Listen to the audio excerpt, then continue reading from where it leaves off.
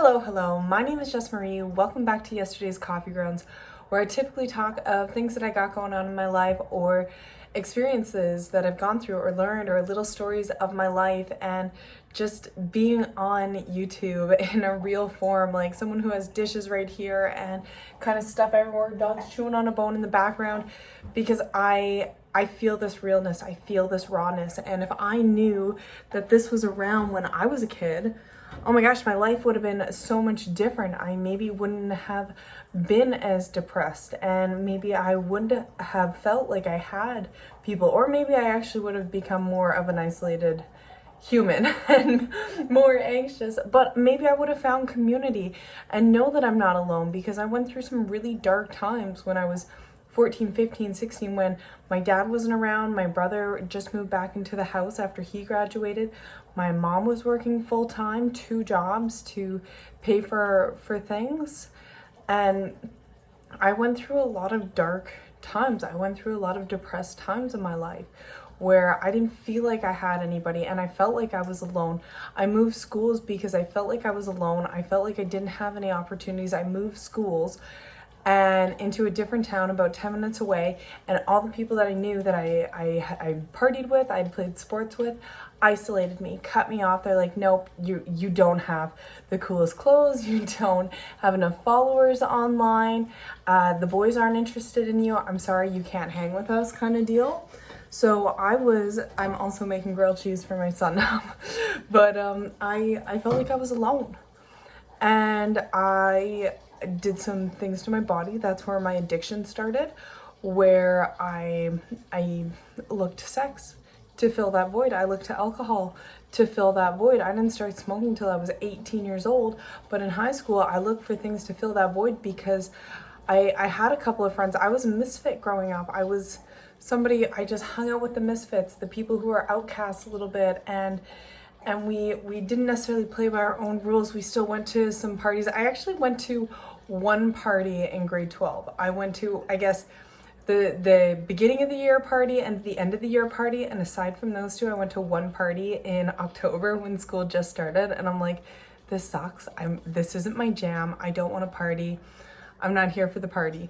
But I loved hanging out with my friends and drinking and skipping class to smoke weed. Like, that was my jam. But now, like, I still thrive for that community, and I don't feel as depressed. There are moments where I really do feel that alone, and I'm like, you know what, it's not just me. There are people who are in similar situations. So I went through my medical stuff last week, and what I kept saying is, I'm not the first person to go through this, and I'm not the first person to have this fear.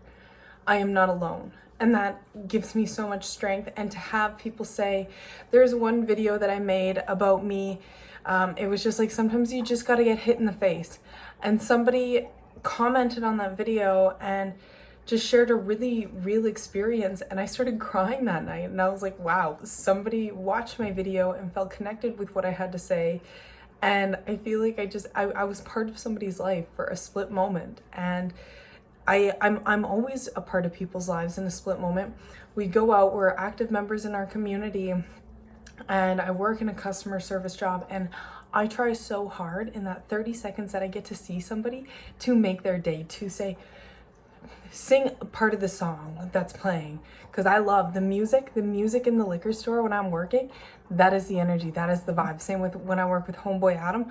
It is all about the energies, the vibes, because if you get people coming in and they're in a shit mood, and then you just have like a little saxophone and it's like, ooh, a little bit of harmonica, it's like, ooh, soul music or something that's just like a little bit funky, and you're bopping along and someone's like, hey, I like that. It's better than you're listening to the radio, someone gets out of the car, they're listening to the radio in the car, they hear the same song in the store. Hey, how's it going? Your total is $17.54, please. Sometimes it's like that, but I try really hard to make the biggest impact on somebody. And that's just what I want. I just want to be a part of community, and it's not even that I'm shy. I watch things and I observe, and I'm a little bit too analytical when it comes to social situations, because I've been backstabbed, I have been hurt, and I just don't want to have friendships, and it's preventing me from having friendships.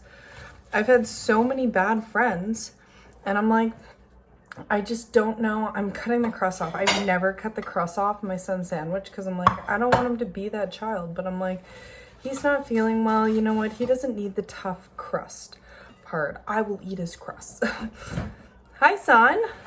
I'm cutting the crust off your sandwich. I'm going to cut it into thirds, okay? How does that sound? And it shouldn't be too hot.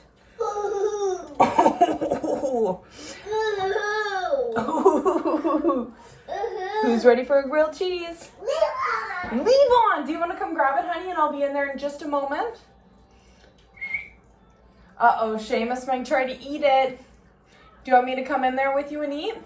Yeah. Okay, give me one moment. Right now, I think my biggest community is my son and my family, and trying to just really solidify that and then expand from there, because I have done a lot of damage in my due to my selfish nature. I've done a lot of damage in my nuclear family, and repairing that is most important to me. And I am so lost, so scatterbrained, that I'm trying to figure that out and trying to navigate through that, and I don't even know where to start. Just being a decent, kind human being is a great place to start, Jessica. And just loving. And I'm trying to be less judgmental, where I'm very, like I said, I'm analytical.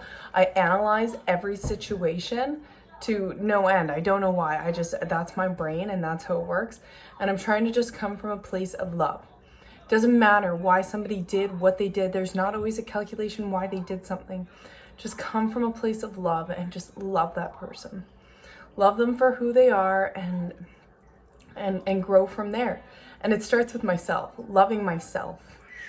So with that being said, the dog is chewing the small child. So he's a puppy, he's a toddler. So I gotta go deal with this, have some grilled cheese. I hope you have a wonderful night wherever you are in the world. Bye.